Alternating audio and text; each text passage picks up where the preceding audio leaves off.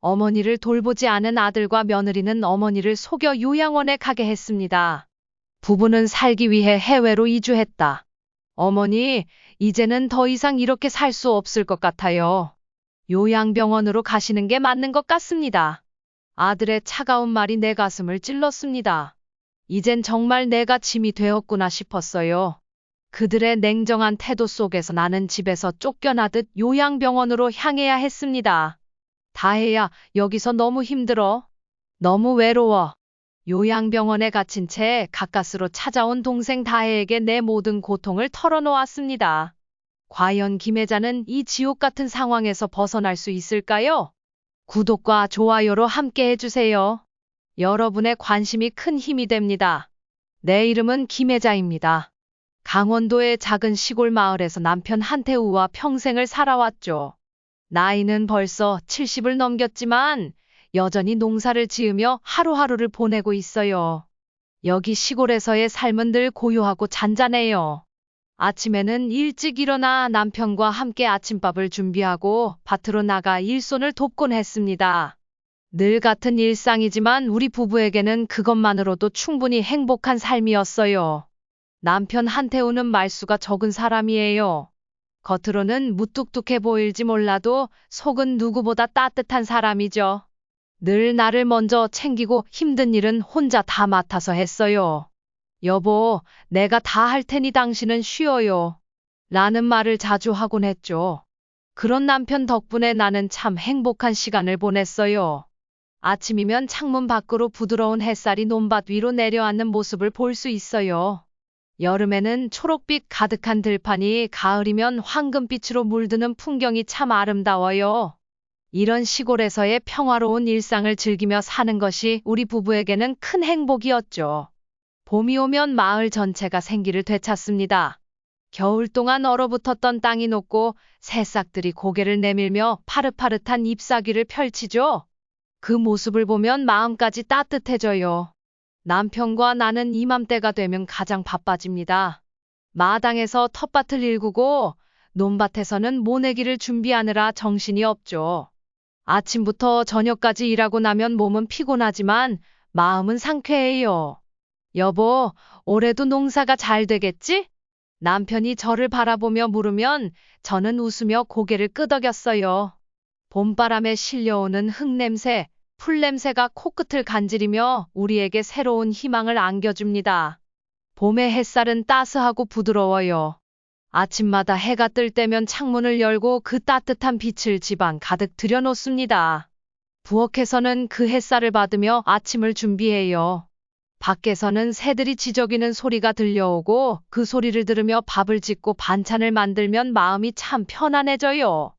남편과 둘이서 식탁에 앉아 밥을 먹으며 창밖을 내다보는 것이 하루의 작은 즐거움이죠. 논두렁에는 새싹이 올라오고 그 사이로 비치는 햇빛이 눈부시게 아름다워요. 봄날의 평화로움 속에서 우리는 서로의 존재를 더 깊이 느낍니다. 여름이 되면 마을은 활기가 넘쳐요. 초록빛으로 물든 들판은 마치 커다란 초록색 이불을 덮은 것처럼 넓게 펼쳐져요. 여름은 바쁜 계절이에요. 농작물들이 자라면서 논밭을 돌보느라 쉴 틈이 없어요. 하지만 여름에는 그 바쁨 속에서 느끼는 즐거움이 있어요. 땀을 흘리면서도 서로 웃으며 일을 하고 가끔씩 바람이 불어올 때면 그 시원한 공기를 마시며 잠시 쉬어가곤 하죠. 여름 저녁이 되면 남편과 함께 마당에 앉아 수박을 먹으며 이야기 나누는 시간이 제일 좋아요. 새벽부터 시작된 고된 일 끝에 맛보는 수박의 달콤함은 말로 다 할 수 없을 정도로 꿀맛이에요. 남편이 수박을 한 입 빼어 물고는 말해요. 여보, 올여름은 유난히 덥네요. 그래도 이렇게 당신과 수박을 먹으니 더위도 싹 가시는 것 같아요. 저는 그 말을 듣고 그냥 웃음이 나와요. 여름밤 별이 총총히 빛나는 하늘을 올려다보며 느끼는 그 평온함은 우리만이 누릴 수 있는 행복이에요. 가을이 오면 시골은 황금빛으로 물들어요. 논에는 벼가 익어가고 바람에 흔들리는 벼 이삭들이 마치 황금빛 파도가 일렁이는 것 같아요. 가을은 수확의 계절이에요. 봄과 여름 동안 열심히 가꾼 농작물들이 결실을 맺고 그 결실을 거두는 기쁨을 느낄 수 있는 계절이죠. 남편과 나는 추수할 때가 되면 하루 종일 밭에서 일해요. 수확한 곡식과 채소들을 집으로 가져와 정성껏 저장해두고 이웃들과도 나누며 감사한 마음을 전해요. 가을 바람은 시원하면서도 서늘해요. 아침에 일어나 창문을 열면 상쾌한 바람이 얼굴을 스치며 기분 좋게 하루를 시작하게 해줍니다. 마을 길가에는 코스모스가 흐드러지게 피어나고 길을 따라 걷다 보면 그 향긋한 꽃내음에 발걸음이 느려져요. 남편과 함께 길을 걸으며 가을 풍경을 감상하는 것도 우리의 작은 즐거움 중 하나예요. 여보, 가을이 참 좋네요. 이 길을 걸을 때마다 참 행복해요. 남편이 마음이 편안해져 라고 말할 때마다 나도 참 다행이라는 생각이 듭니다. 이렇게 서로를 의지하며 평온하게 살아가는 게 얼마나 감사한 일인지 몰라요. 겨울이 오면 시골은 다시 고요해지죠. 눈이 내려 하얗게 변한 세상을 보면 마을은 시간이 멈춘 것처럼 조용해요. 겨울엔 밖에 나가는 일이 줄어들어 집안에서 보내는 시간이 많아지죠. 하지만 그 속에서도 우리는 서로를 챙기며 따뜻한 시간을 보냅니다. 남편과 나는 겨울이 오면 아궁이에 불을 지피고 함께 온돌방에 누워 이야기를 나누는 걸 참 좋아해요. 그때마다 지난 한 해를 돌아보고 내년을 계획하죠. 여보, 올해도 참 열심히 살았어? 내년에는 더 좋은 일이 있을 거야. 남편이 이렇게 말하면 나는 그의 손을 꼭 잡고 미소를 지어요. 겨울밤, 창밖으로 내리는 눈을 보며 느끼는 그 고요한 행복은 오직 이곳에서만 느낄 수 있는 것이죠. 그러다 보면 명절이 또 다가와요. 그럴 때마다 마음이 참 복잡해집니다. 예전에는 아이들이 모두 모여 북적이던 시절이 그리워지곤 해요. 원빈이가 어렸을 때는 명절이 되면 가족이 함께 모여 음식을 준비하고 웃으며 대화를 나눴죠. 그땐 그 시간이 당연한 줄 알았는데 이제는 그리운 추억으로 남았네요. 여보, 원빈이한테 연락해봤어? 어느 날 남편이 물었어요. 나는 그저 미소만 지으며 대답했죠. 네, 연락했어요. 이번 명절에도 못 온대요. 속으로는 섭섭함이 밀려왔지만 겉으로는 아무렇지 않은 척했습니다. 남편도 고개를 끄덕였지만 표정이 밝지 않았어요. 그럴 때마다 미나 생각이 나요. 해외에 있는 딸에게 이런 서운함을 말할 수도 없고 그저 잘 지내고 있다는 말만 할 수밖에 없으니까요. 미나야, 엄마 아빠 잘 지내고 있으니까 걱정 말고 열심히 해라. 이렇게 말하면서도 딸의 목소리에서 느껴지는 그리움과 미안함을 느낄 수 있었어요. 우리 부부의 일상은 늘 같아요. 아침이면 논밭에 나가 일하고 점심엔 간단히 식사하고 오후엔 다시 밭으로 나가죠. 가끔은 이웃들과 모여 이야기도 나누고 마을 잔치가 있으면 함께 음식을 준비하기도 해요. 그런 일상이 우리에게는 큰 행복이었어요. 하지만 마음 한구석엔 항상 아이들에 대한 그리움이 자리 잡고 있었어요. 아이들이 떠난 뒤로 집이 점점 넓게 느껴지고 그 빈자리가 크게 다가와요. 봄날의 따스한 햇살, 여름의 녹음, 가을의 황금빛 들판, 겨울의 고요한 설경 속에서 우리는 함께 시간을 보냈어요. 남편과 함께한 모든 계절이 나에게 소중한 기억으로 남아 있어요. 하지만 그 속에서도 느껴지는 허전함은 어쩔 수가 없어요. 아이들이 떠난 뒤로 그 빈자리가 점점 커지고 그리움도 깊어졌어요. 사계절이 바뀌며 우리의 일상도 반복되지만 우리는 여전히 서로를 의지하며 살아가고 있어요. 아이들이 더 자주 찾아와 주길 바라면서도 그들이 잘 살고 있다는 소식에 감사하며 하루하루를 보내죠. 이제 우리가 이렇게 함께 할 시간이 얼마나 남았을지 모르겠어요. 하지만 그 속에서도 서로를 아끼고 사랑하며 살아간다는 게 우리에게 가장 큰 위안이 돼요. 오늘도 이렇게 평화로운 시골의 하루가 저물어가고 있어요. 어느 날 남편과 나는 마당에 앉아 쉬고 있었어요. 바람이 살랑살랑 불어와서 기분 좋게 얼굴을 스쳐 지나가더군요. 이런 평화로운 날엔 저도 모르게 옛 생각이 나곤 해요. 아이들이 어렸을 때 마당에서 뛰어놀던 모습이 떠올라요. 그때는 매일매일이 분주했지만 그만큼 집도 따뜻했고 웃음이 끊이지 않았죠. 여보, 원빈이는 정말 바쁜가 봐. 명절마다 못 온다고 하니? 남편이 문득 말을 꺼냈어요. 저도 그 말에 고개를 끄덕였죠. 사실 마음속 깊은 곳엔 아들에 대한 섭섭함이 커져가고 있었어요. 그래도 그런 말을 대놓고 할 순 없었어요. 자식이 잘 살고 있다는 것만으로도 감사해야 한다고 생각했으니까요. 얼마 지나지 않아 원빈에게 전화가 왔어요. 오랜만에 들려오는 아들의 목소리에 반가움이 밀려왔어요. 어머니, 아버지, 요즘 잘 지내시죠? 목소리만 들어도 그동안 얼마나 바빴는지 알 수 있었어요. 아들의 목소리엔 피곤함이 묻어나 있었죠. 원빈아, 내가 이렇게 전화해주니 반갑구나. 우리야 늘 똑같지. 너는 잘 지내냐? 최대한 밝은 목소리로 대답했어요. 그러자 뜻밖에도 원빈이가 말을 꺼내더군요. 어머니, 아버지, 이번에 큰 집으로 이사를 가게 됐어요. 방도 여러 개고 넓어서 어머니 아버지를 모시고 싶어요. 저희랑 서울에서 같이 지내시면 어떨까요? 그 말을 듣고 가슴이 벅차올랐어요. 남편도 그 말을 듣고 눈이 커졌죠. 평소 무뚝뚝하던 남편이었지만 그 순간만큼은 얼굴에 미소가 가득했어요. 우리 아들이 이제 철들었구나. 부모를 모시고 살겠다고 하다니. 남편이 그렇게 말하며 눈시울이 붉어졌어요. 아들도 성숙해졌고 우리를 생각해주는 마음이 너무 고마웠어요. 서울로 가서 아들과 며느리와 함께 지내면 좋겠다는 생각이 들었죠. 그래서 남편과 상의 끝에 우리가 가지고 있던 땅을 팔기로 했어요.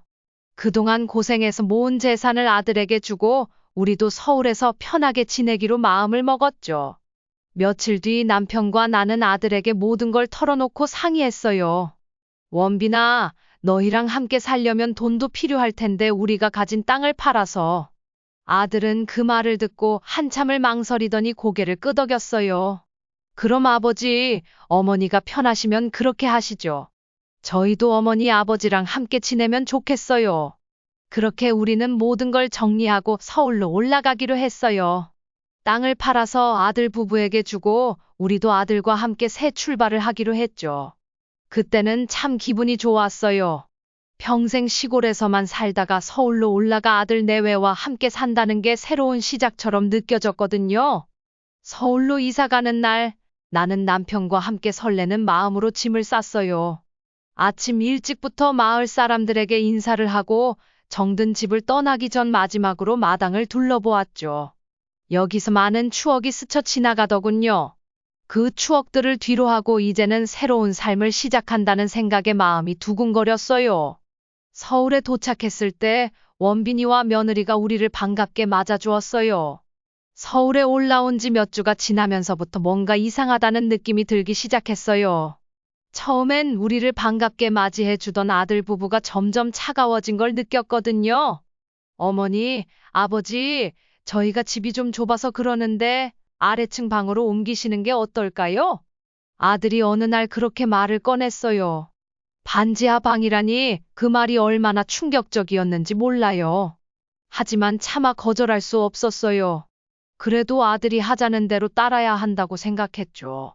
남편도 그저 한숨만 쉬며 고개를 끄덕였어요. 순자야, 이왕 서울로 온 거 그냥 적응하자. 남편의 그 말이 왠지 서글프게 들렸어요. 우리는 결국 아래층으로 옮겨졌어요. 그 방은 햇빛도 제대로 들어오지 않는 어두운 곳이었어요. 벽에는 습기가 차고 방바닥은 항상 눅눅했죠. 그래도 처음에는 새 환경에 적응하려고 노력했어요. 남편도 그저 묵묵히 모든 걸 참아내려는 듯 보였어요. 하지만 며칠이 지나면서 며느리의 태도가 달라졌어요. 우리를 반기던 미소는 사라지고 냉랭한 눈빛만 남았어요. 어머니, 아버지, 설거지 하나 제대로 못 하시나요? 이거 다시 해야겠어요. 주방에서 며느리가 소리치던 날카로운 목소리가 아직도 귀에 맴돌아요.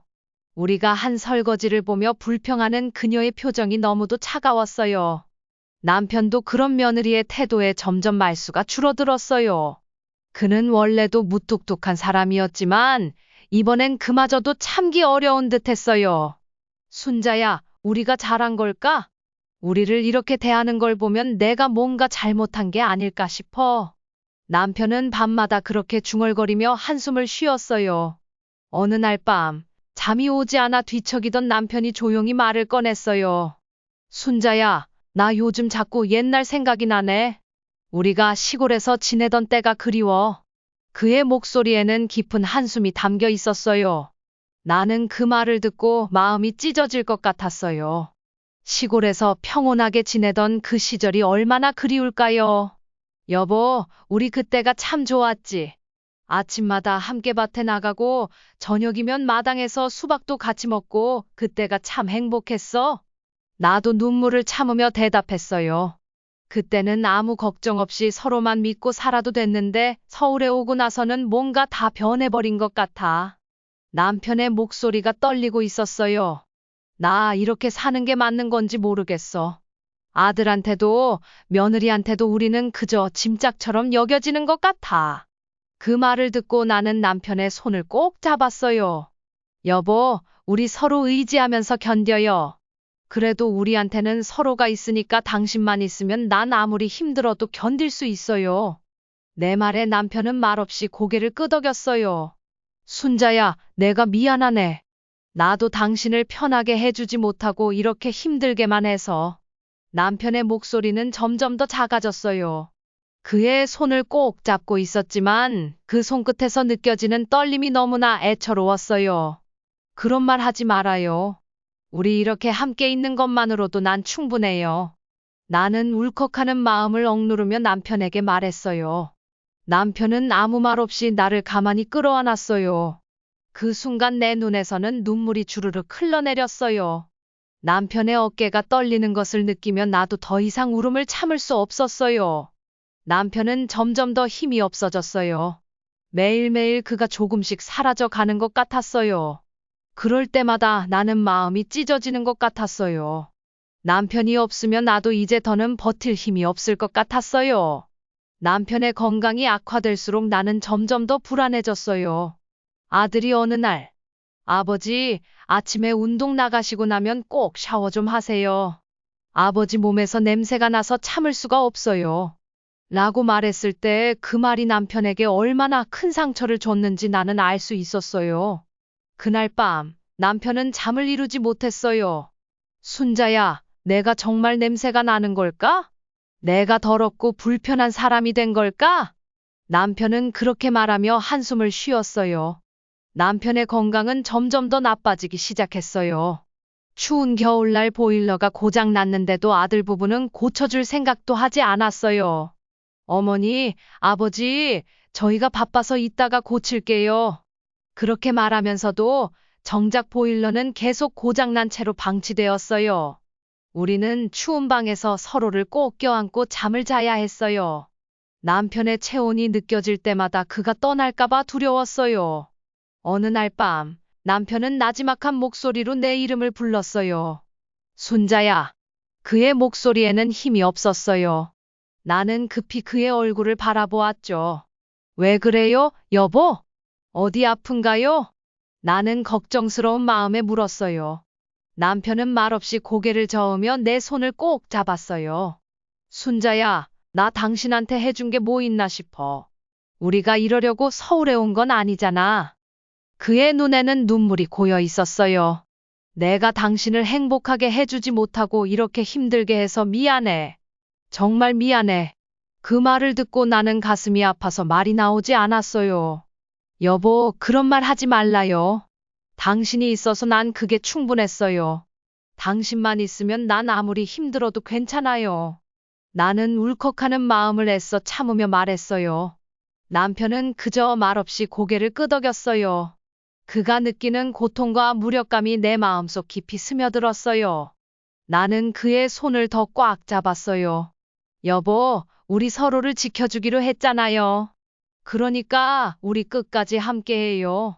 당신만 있으면 난 아무리 힘들어도 괜찮아요.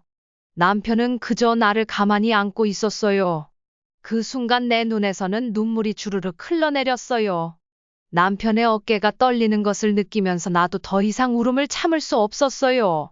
그날 밤, 우리는 서로를 꼭 끌어안고 한참을 그렇게 있었어요. 그 순간만큼은 우리가 아직 서로를 지켜주고 있다는 사실에 위안을 얻었어요. 그러나 남편의 건강은 날이 갈수록 악화되었고 결국 그가 내 곁을 떠나는 날이 오고 말았어요. 그날 아침 나는 남편이 침대에서 일어나지 못하는 모습을 보았어요. 그의 얼굴은 창백했고 숨소리는 점점 더 희미해져 갔어요. 나는 급히 그의 손을 잡고 눈물을 흘리며 그의 이름을 불렀어요. 여보, 나 좀 봐요. 제발 눈 좀 떠봐요. 남편은 마지막으로 나를 바라보며 미소를 지었어요. 순자야, 이제 난 가야 할 것 같아. 미안해, 정말 미안해. 그 말이 그의 마지막 말이었어요. 나는 그의 손을 놓지 않으려고 필사적으로 노력했지만 그의 손은 점점 더 차가워졌어요. 남편이 떠난 후 나는 더 이상 아무것도 할 수가 없었어요. 집안은 더 차가워졌고 아들 부부는 나를 대하는 태도가 더욱 냉랭해졌어요. 그 차가움이 더 뚜렷하게 느껴졌어요. 나는 그저 살아남기 위해 하루하루를 견뎌야 했어요. 장례식 날 딸 미나가 급히 귀국했어요.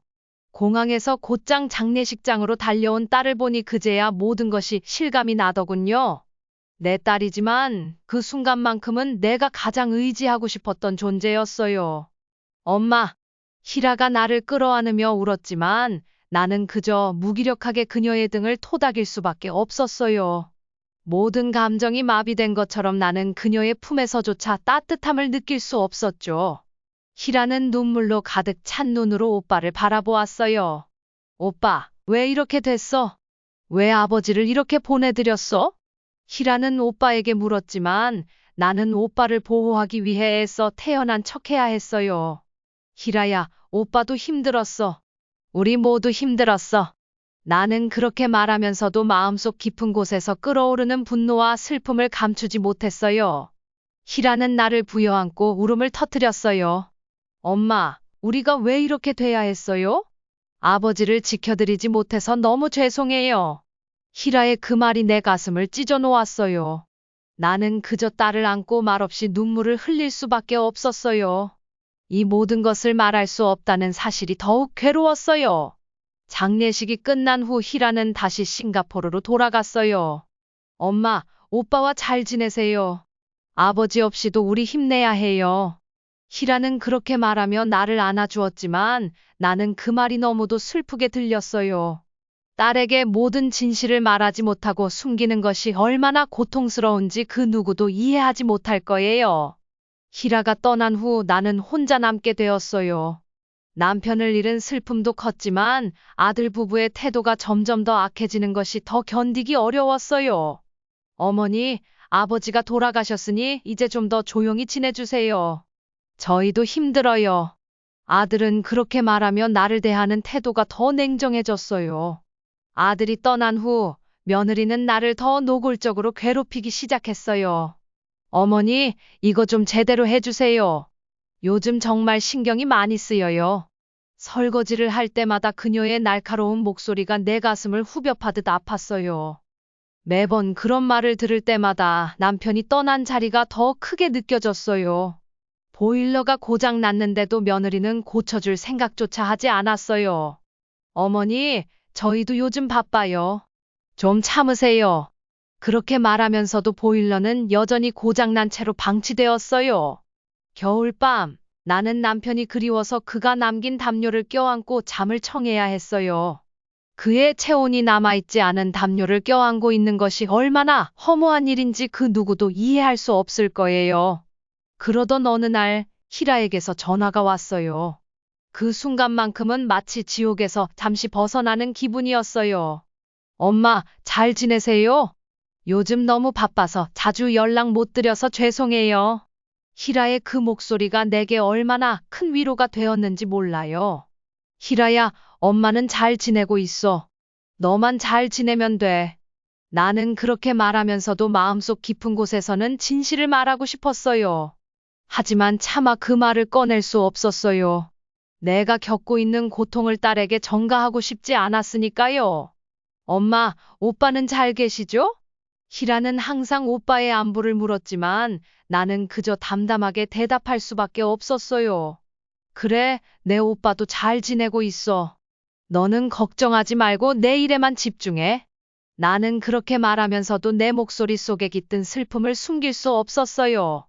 희라와 통화가 끝나면 나는 다시 현실로 돌아와야 했어요. 며느리의 차가운 눈빛, 아들의 냉정한 태도, 그리고 남편이 없는 빈 방. 모든 것이 나를 짓눌렀지만 나는 그 모든 것을 견뎌야만 했어요. 남편이 떠난 후에도 내가 견뎌야 할 것은 아직 많이 남아 있었어요. 그렇게 나는 하루하루를 버텨나갔어요. 희라의 전화가 올 때마다 잠시나마 위안을 얻었지만 그 전화가 끝나면 다시 차가운 현실로 돌아와야 했어요. 매일 밤 나는 남편이 남긴 담요를 끌어안고 잠을 청했어요. 그의 부재가 너무도 크게 느껴져서 그를 그리워하는 마음이 점점 더 깊어졌어요. 그러던 어느 날 나는 스스로에게 묻기 시작했어요. 이게 정말 내가 살아야 할 삶일까? 남편을 잃고 아들 부부의 냉대 속에서 하루하루를 견디며 살아가는 것이 정말 내게 주어진 운명일까? 나는 그 질문에 답을 찾지 못한 채 그저 묵묵히 하루하루를 보내고 있었어요. 남편이 떠난 후 내 삶은 더욱 고통스러웠어요. 혼자 남게 된 나는 아들 부부의 냉대 속에서 하루하루를 견디며 살아가야 했어요. 남편이 살아있을 때는 그래도 그가 내 곁에 있다는 것만으로도 버틸 수 있었지만, 이제는 그마저도 없으니 모든 것이 더 힘들게만 느껴졌어요. 남편이 떠난 그날 이후 집안은 더욱 차가워졌어요. 늦가을이 되면서 날씨도 급격히 쌀쌀해졌어요. 바람이 스며들어와 내 마음을 더 서늘하게 만들었어요. 바람 소리가 창문 밖에서 윙윙거리며 불어오는 밤이면 나는 남편이 곁에 없다는 사실이 더욱 뼈저리게 느껴졌어요. 그와 함께했던 따뜻한 나날들이 이제는 그리운 추억으로만 남아버린 것이 슬펐어요. 아들 부부의 태도는 점점 더 악랄해졌고 나를 무시하듯 대했으며 며느리는 더 이상 나를 인간으로 대하지 않는 듯했어요. 아침에 눈을 뜨면 내 앞에는 끝없이 쌓여있는 집안일들이 기다리고 있었어요. 남편이 살아있을 때는 그나마 함께 나눌 수 있었지만 이제는 모든 것이 내 몫이 되어버렸어요. 이 집안에서 내 존재는 점점 더 희미해져 가는 것만 같았어요. 어머니, 아버지가 돌아가셨으니 이제 집안일도 좀 도와주세요. 저희도 바빠서 더 이상 이렇게 못 살겠어요. 며느리가 그렇게 말할 때 나는 그저 고개를 끄덕일 수밖에 없었어요. 마음속에서는 분노가 치밀어 올랐지만 그것을 표현할 힘조차 없었어요. 마음은 마치 얼어붙은 것처럼 무겁기만 했어요. 집안일은 점점 내 몫이 되어갔고 아침에 일어나자마자 설거지, 청소, 그리고 점심과 저녁을 준비해야 했어요. 그러나 그들은 나에게 고마워하기는커녕 오히려 더 많은 일을 시켰어요. 며느리의 차가운 눈빛과 날카로운 목소리가 날마다 내 가슴을 찌르듯 아팠어요. 어머니, 이건 왜 이렇게 된 거예요? 도대체 뭐 하시는 거예요? 며느리가 쏘아붙일 때마다 나는 그저 고개를 숙일 수밖에 없었어요. 그 순간순간이 나를 조금씩 무너뜨리고 있었어요. 어느 날 나는 며느리가 부엌에서 소리치는 소리를 들었어요. 어머니, 도대체 왜 이렇게 무능하세요? 저희가 어머니를 모시는 이유가 뭐죠? 이제 그만 좀 해주세요. 그 말이 내게 얼마나 큰 상처를 줬는지 나는 그 자리에 주저앉을 뻔했어요. 며느리의 말은 마치 나를 향한 날선 칼 같았어요. 그 칼날이 내 마음을 찢어놓을 때마다 나는 점점 더 나약해져 갔어요. 그저 묵묵히 견디는 것 외에는 방법이 없었어요. 내가 이 집을 떠나면 갈 곳도 없고 희라에게 이런 일을 털어놓을 용기도 없었으니까요. 보일러는 여전히 고장난 상태였고 겨울이 되자 방은 더 차가워졌어요. 차가운 바람이 창문 틈새로 스며들어오면서 방은 더욱 싸늘해졌어요. 남편이 남긴 담요를 끌어안고 잠을 청했지만 그마저도 따뜻하지 않았어요. 며느리는 내가 보일러 수리를 부탁할 때마다 귀찮다는 듯이 대답했어요. 어머니, 저희도 힘들어요. 제발 좀 참으세요. 그런 말을 들을 때마다 내 가슴은 점점 더 얼어붙었어요. 남편이 있었다면 그는 분명 이런 내 모습을 보고 한숨을 쉬었을 거예요. 순자야, 우리가 왜 이렇게 됐을까? 그의 목소리가 귀에 맴돌았지만 이제 그마저도 들을 수 없었어요. 어느 날 창문 밖을 보니 첫눈이 내리기 시작했어요. 하얗게 내리는 눈이 세상을 덮어버리듯이 내 마음도 눈처럼 차갑고 고독하게 변해갔어요. 나는 눈을 멍하니 바라보며 한때 그와 함께 첫눈을 바라보며 행복했던 기억이 떠올랐어요. 여보, 첫눈이 오네요. 우리 옛날 생각나요? 나는 혼잣말로 중얼거렸지만 대답해 줄 사람은 없었어요. 남편이 떠난 빈자리는 그 어떤 것도 채울 수 없었어요. 그러던 어느 날 아들이 퇴근 후 집에 돌아와서 나를 불러 앉히더니 어머니, 이제는 좀 알아서 하세요. 저희도 힘들어서 더 이상 이렇게는 못 지내겠어요. 그 말이 얼마나 가슴을 아프게 찔렀는지 몰라요. 아들은 더 이상 내게 미소를 보이지 않았고 그저 차가운 눈빛으로 나를 바라볼 뿐이었어요. 아들의 그런 태도가 내 가슴을 저릿하게 만들었어요. 아버지가 살아있었다면 이런 일이 없었을 텐데 아들이 나를 향해 던지는 말 한마디 한마디가 내 마음속 깊이 상처를 남기고 있었어요. 그날 밤 나는 남편의 사진을 꺼내 들고 한참을 바라보았어요. 그의 미소 짓는 얼굴이 나를 위로해 줄 것 같았지만 사진 속 그와는 이제 더 이상 대화할 수 없다는 사실이 더욱 슬프게 만들었어요. 여보, 당신이 있어야 할 자리에 이제는 아무도 없어요.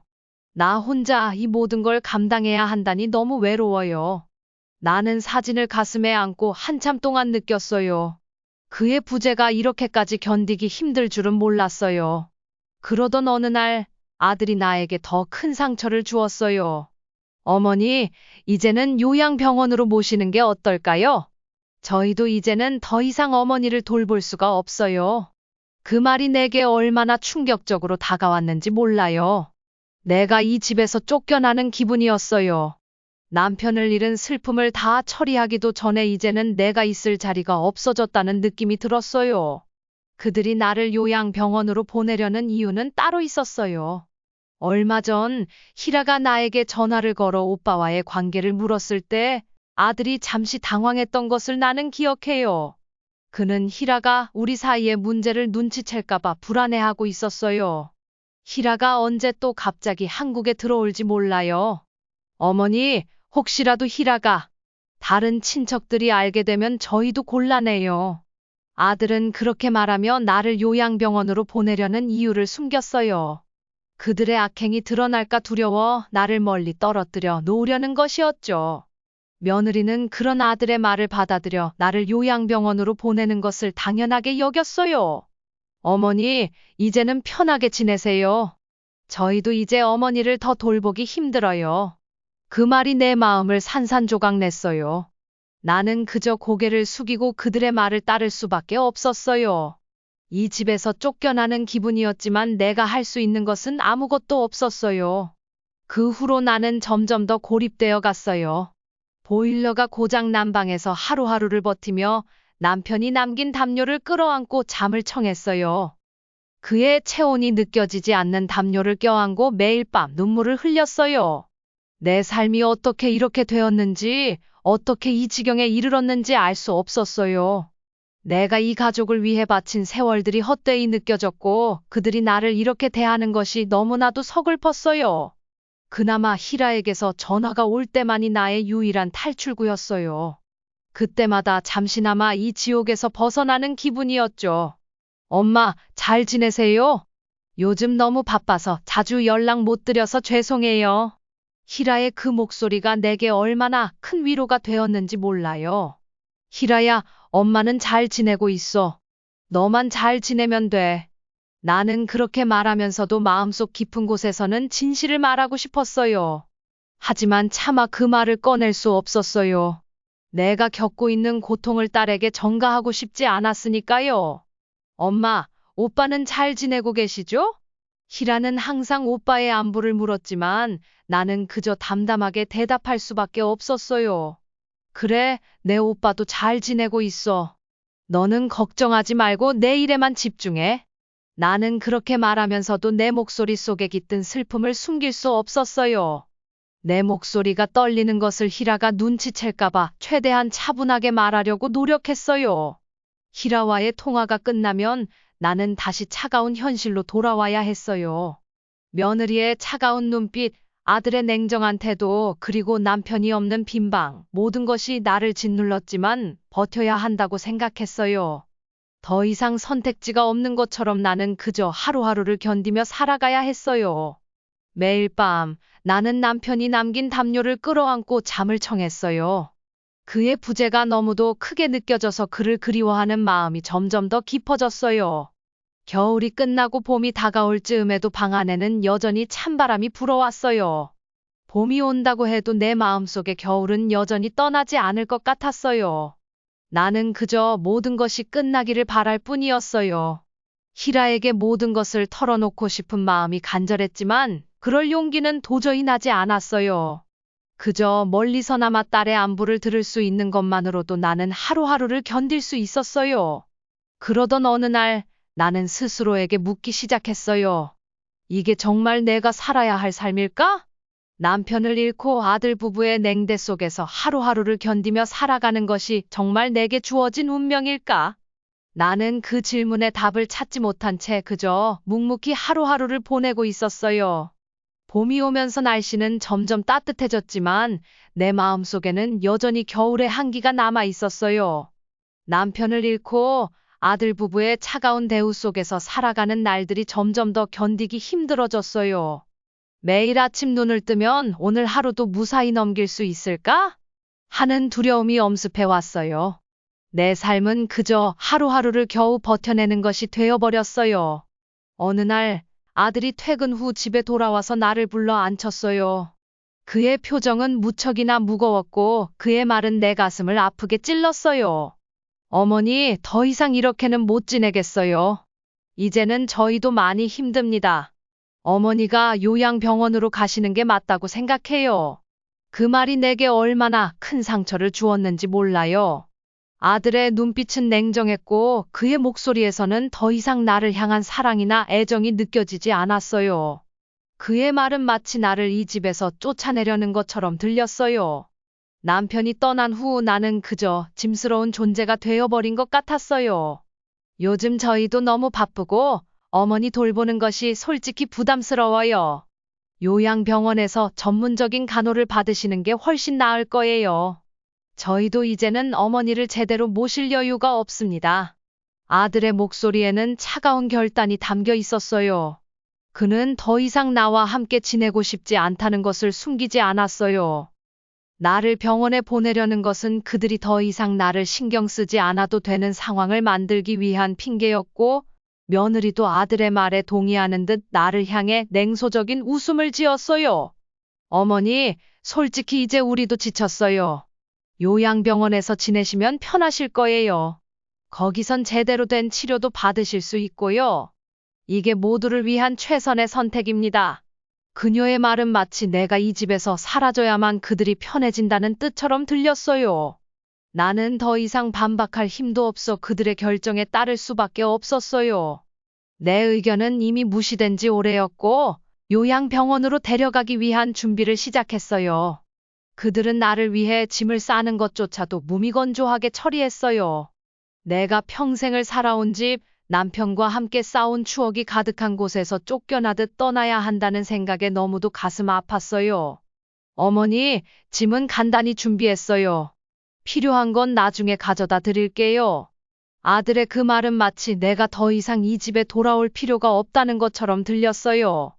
요양병원에 도착한 날, 나는 그들이 나를 이곳에 버리고 가는 것 같은 기분이 들었어요. 병원 건물은 낡았고 들어서자마자 차가운 공기가 내 피부를 스쳐 지나갔어요. 여기서 지내시면 돼요, 어머니. 저희가 자주 찾아뵙겠습니다. 아들의 그 말은 너무나도 공허하게 들렸어요. 그들이 돌아가고 나서 나는 그저 혼자 남겨진 기분이었어요. 병원방은 낯설고 차가웠어요.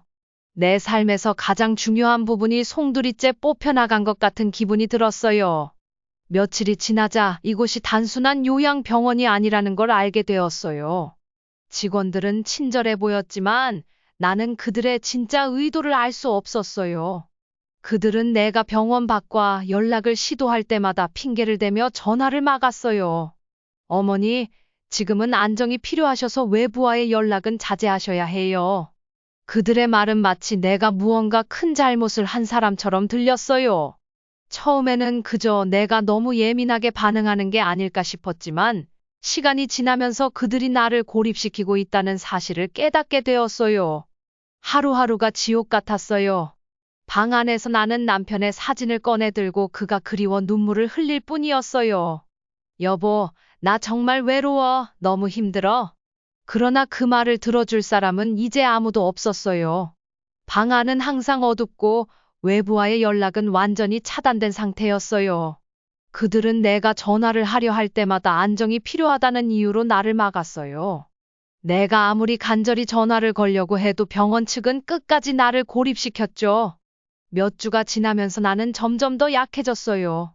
마음의 고통은 몸으로도 나타났어요. 매일같이 우울하고 기운이 없었어요. 병원에서는 나를 돌보는 척하면서도 사실 나를 무시하고 방치했어요. 나의 고통을 전혀 이해하지 못했어요. 오히려 내가 고통스러워할 때마다 안정을 취하라며 더 많은 약을 주었어요. 그 약들은 나를 더 무기력하게 만들었고 나는 점점 더 깊은 절망에 빠져갔어요. 그동안 희라 역시 엄마와의 연락이 두절된 것을 이상하게 생각하기 시작했어요. 처음에는 일이 바빠서 그럴 거라고 생각했지만 시간이 지나면서 점점 더 걱정이 커졌어요. 희라는 결국 이모인 다혜에게 도움을 청했어요. 다혜는 이 소식을 듣고 급히 나를 찾아 나섰어요. 그녀는 내가 강제로 입원된 병원에 있다는 사실을 알게 되었고 나와 연락이 닿지 않자 병원을 직접 찾아갔어요. 병원에 도착한 다혜는 나를 만나게 해달라고 요구했지만 병원 측은 가족의 동의 없이는 면회를 허락할 수 없다 며 거부했어요. 다혜는 그들의 태도에 분노하면서도 상황을 더 정확히 파악하기 위해 냉정하게 대응했어요. 제가 언니를 만나야겠어요. 그렇지 않으면 경찰에 신고하겠습니다. 단호하게 말했고 병원 측은 어쩔 수 없이 그녀를 나에게 데려왔어요. 그날 다혜가 나를 처음 봤을 때 그녀는 충격을 받은 듯한 표정으로 나를 바라보았어요. 병실 문이 열리자마자 그녀는 숨이 멎을 것처럼 놀라더군요. 언니, 이게 대체 무슨 일이야? 왜 이렇게 됐어? 다혜의 목소리에는 걱정과 분노가 뒤섞여 있었어요. 그녀의 눈에는 눈물이 맺혔고 손은 떨리고 있었어요. 나는 그저 그녀를 보자마자 억눌렸던 감정을 터뜨리고 말았어요. 다혜야. 목이 메인 채로 간신히 그녀의 이름을 불렀어요. 나 이곳에서 너무 힘들었어. 너무 외로웠어. 그 말이 끝나자마자 눈물이 하염없이 흘러내렸어요. 다혜는 한 걸음에 달려와 내 손을 잡고 말했어요. 언니, 왜 이렇게 돼버린 거야? 도대체 무슨 일이 있었던 거야? 왜 연락도 안 됐어? 왜 여기에 혼자 있어? 나는 말을 하려다가도 목이 메어 더 이상 말을 잇지 못했어요. 그동안 쌓여온 모든 고통이 한꺼번에 몰려왔어요. 다혜는 내 손을 꼭 잡으며 다독였어요. 이제 나한테 다 말해. 도대체 무슨 일이 있었던 거야? 왜 아무한테도 말 안 했어? 다혜의 목소리는 단호하면서도 따뜻했어요. 그녀의 말에 나는 조금씩 마음을 가라앉히고 그동안 겪어온 모든 일을 천천히 말하기 시작했어요. 다혜야, 아들 부부가 나를 이곳에 가뒀어. 아무 말도 못하게 하고 전화도 못하게 했어. 그저 이렇게 방치된 채로 살고 있어. 나는 그동안의 상황을 하나하나 설명했어요. 다혜는 내 말을 들으며 점점 얼굴이 일그러졌고 그녀의 눈에는 분노와 슬픔이 가득 차 있었어요. 언니, 왜 이렇게 미련해? 왜 진작 나한테 말하지 않았어? 도대체 이게 뭐야? 아들 부부가 어떻게 언니한테 이럴 수 있어? 다혜는 나를 다독이며 분노를 억누르려 애쓰는 모습이었어요. 나는 그저 고개를 떨군 채 그들의 냉대와 무관심 속에서 겪었던 고통을 모두 털어놓았어요. 다혜는 내 손을 꼭 잡으며 말했어요. 언니, 이제 더 이상 여기에 있을 필요 없어. 내가 다 해결할 거야. 내가 언니를 위해서 끝까지 싸울게. 그녀의 목소리에는 단호한 결의가 담겨 있었어요. 나는 그 말에 조금이나마 위로를 받았어요. 다혜가 나를 구하러 온 것이 그나마 다행이라는 생각이 들었어요. 다혜는 곧바로 법적 조치를 취하기 시작했어요. 그녀는 나를 요양병원에서 빼내기 위해 변호사와 상담했고 아들 부부가 나에게 한 행동들을 모두 밝혀내기 위해 노력했어요. 희라 역시 이 사실을 알게 되면서 한국으로 급히 돌아왔어요. 그녀는 엄마에게 무슨 일이 있었는지 알아내고 그동안 연락이 두절된 이유를 이해하게 되었어요. 희라가 병원에 도착했을 때 그녀는 나를 보고 눈물을 참을 수 없었어요. 엄마, 미안해. 내가 너무 늦게 알아차렸어. 엄마한테 이런 일이 벌어지고 있는 줄도 모르고. 그녀는 내 앞에 무릎을 꿇고 오열했어요. 나는 그저 딸의 머리를 다독이며 말했어요. 희라야, 괜찮아. 내가 알아줘서 와줘서 고마워. 그 말이 끝나자마자 희라는 나를 끌어안고 한참을 울었어요. 아들 부부의 악행이 드러나기 시작하면서 나는 드디어 이 지옥 같은 상황에서 벗어날 수 있는 희망을 보게 되었어요. 다혜와 희라의 도움으로 나는 요양병원에서 나오게 되었고 그동안의 고통에서 벗어날 수 있었어요. 하지만 마음 한편에는 여전히 남편을 잃고 아들 부부에게 배신당한 상처가 깊게 남아 있었어요. 요양병원에서 나온 그날 나는 차가운 바람을 맞으며 한동안 하늘을 바라봤어요. 오랜만에 보는 맑은 하늘이었지만 내 마음속에는 여전히 구름이 가득했어요. 다혜와 희라가 내 곁에서 나를 부축하며 집으로 데려갔어요. 오랜만에 집으로 돌아왔지만 이곳은 더 이상 나의 집이 아닌 것처럼 낯설게 느껴졌어요. 엄마, 이제 우리 다시 시작해요. 미안해요. 그동안 너무 힘드셨죠? 희라는 내 손을 꼭 잡고 눈물에 젖은 얼굴로 나를 바라봤어요. 나는 그저 고개를 끄덕이며 그녀의 손을 감싸 쥐었어요. 하지만 마음속 깊은 곳에서는 아들 부부에게 느꼈던 배신감과 슬픔이 여전히 남아 있었어요. 며칠 후 다혜는 변호사를 통해 아들 부부와의 법적 절차를 시작했어요. 그들은 내가 가진 재산을 노리고 나를 요양병원에 강제로 가두고 외부와의 연락을 차단했던 모든 사실이 드러났어요. 그 과정에서 아들 부부는 더 이상 숨길 수 없는 사실에 직면하게 되었고 결국 법적 책임을 지게 되었어요. 나는 그들에게 더 이상 미련을 두지 않기로 결심했어요. 재판이 진행되면서 아들 부부는 눈물을 흘리며 나에게 용서를 구했어요. 어머니, 정말 죄송합니다. 우리가 잘못했습니다. 다시는 이런 일이 없을 거예요. 용서해 주세요. 그들의 말이 진심일지 모르지만 나는 더 이상 그들에게 마음을 열 수 없었어요. 그들이 나에게 남긴 모든 상처와 고통은 너무나도 깊었어요. 이제 와서 용서를 바라는 거니? 나는 그들을 차갑게 바라보며 말했어요. 너희가 나에게 했던 일을 잊을 수 없을 거야. 너희 아버지가 돌아가셨을 때부터 나는 이미 모든 걸 잃어버렸어. 이제 너희도 내게 더 이상 남은 가족이 아니야. 나는 그 말을 끝으로 그들과의 관계를 완전히 끊기로 결심했어요. 결국 법원은 내 모든 재산을 되찾아줬고 아들 부부와의 연은 완전히 끊겼어요. 나는 다혜와 희라의 도움으로 재정적 안정성을 되찾을 수 있었어요. 하지만 마음속 깊은 곳에서는 여전히 남편을 잃고 아들 부부에게 배신당한 상처가 남아 있었어요. 시간이 지나면서 나는 새로운 삶을 시작하기로 결심했어요. 더 이상 과거에 매달리지 않고 나만의 삶을 찾아 나가기로 했어요. 나는 남편과 함께 했던 작은 시골집을 정리하고 도시의 실버타운으로 이사했어요. 그곳에서는 나와 같은 나이 또래의 친구들을 사귀며 새로운 인생을 살아가기 시작했어요. 희라는 가끔씩 연락을 주고받으며 그녀와 함께 여행을 다니기도 했어요. 희라와 함께하는 시간은 나에게 큰 위로가 되었고 내가 다시금 삶의 기쁨을 찾을 수 있는 원동력이 되었어요. 다혜도 자주 찾아와 함께 시간을 보내주었어요. 그녀와 함께한 시간들은 내가 이 모든 고통을 이겨낼 수 있게 해준 큰 힘이 되었어요. 어느 날 희라와 함께 바닷가를 산책하던 중 나는 남편과 함께했던 추억을 떠올렸어요. 여보, 당신이 그리워요. 하지만 이제는 당신이 없는 삶에서도 행복을 찾기로 했어요. 나는 조용히 혼잣말을 하며 하늘을 바라봤어요. 파란 하늘 아래 시원한 바람이 불어오면서 내 마음속에 어두운 구름들이 조금씩 거쳐갔어요. 이제 나는 다시 살아가기로 결심했어요. 과거의 상처는 쉽게 지워지지 않겠지만 그 상처마저도 내 삶의 일부로 받아들이기로 했어요. 나는 남은 인생을 내가 사랑하는 사람들과 함께하며 다시금 행복을 찾아 나가기로 했어요. 그리고 그 선택이 내게 새로운 시작을 가져다 줬어요. 이제 나는 매일 아침 새로운 하루를 맞이하며 히라와 다해 그리고 새로운 친구들과 함께 살아가고 있어요.